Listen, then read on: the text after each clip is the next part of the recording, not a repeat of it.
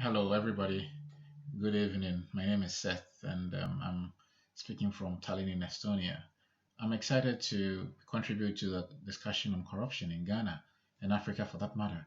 Seriously, every year, Africa and Ghana, in this context, lose millions and if not billions of US dollars. A lot of money, both from local resources, from donor agencies, and even from nationals abroad who want to invest something back home. All these monies go into corrupt practices and they all dissipate through the thin air. This is why we don't see development so much. To mention a few ways how corruption is visible in our country, let's just forget about the police taking 5 cities or 2 cities on the road because that is so visible. And interestingly, I realized that was not only in Ghana, it's almost the same everywhere. Listening to the Mugabe uproar this week, when people were talking about police people standing on the road and taking few, coins, I'm like, wow, it's not only in Ghana, in Nigeria, it's everywhere. But these are visible ones. These are the ones that we see, and we always say the police is corrupt and that.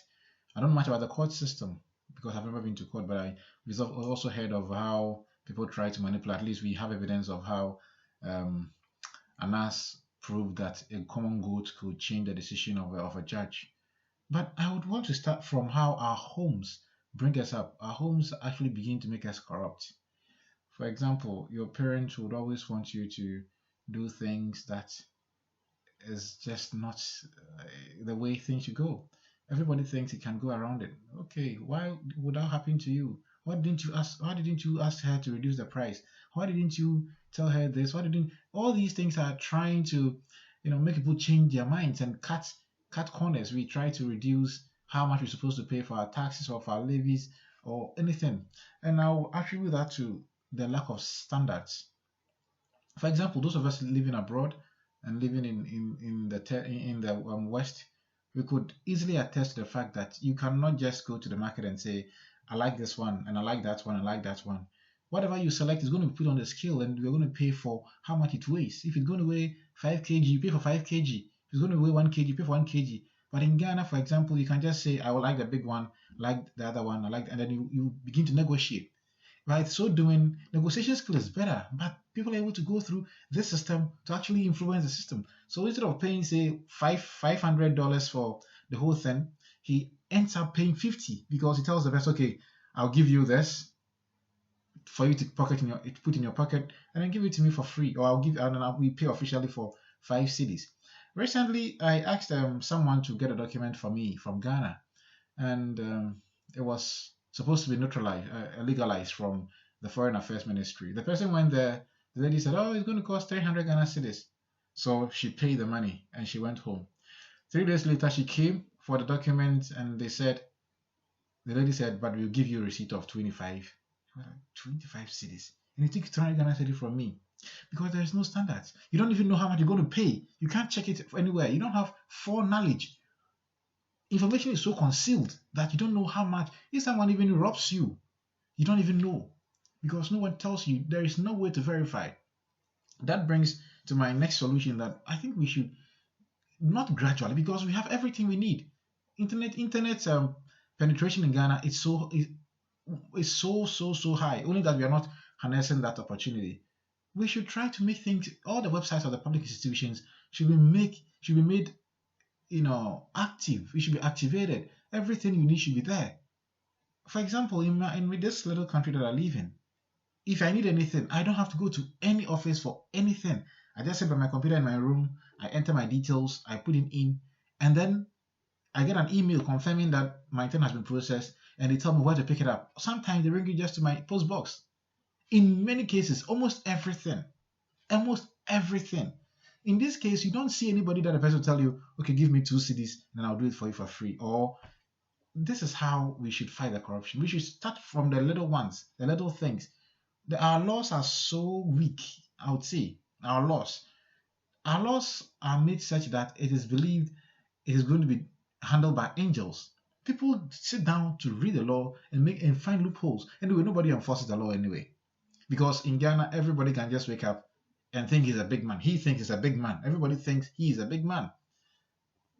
People can just go to a plot of land or a piece of land and start constructing on it. They know nobody's going to arrest them.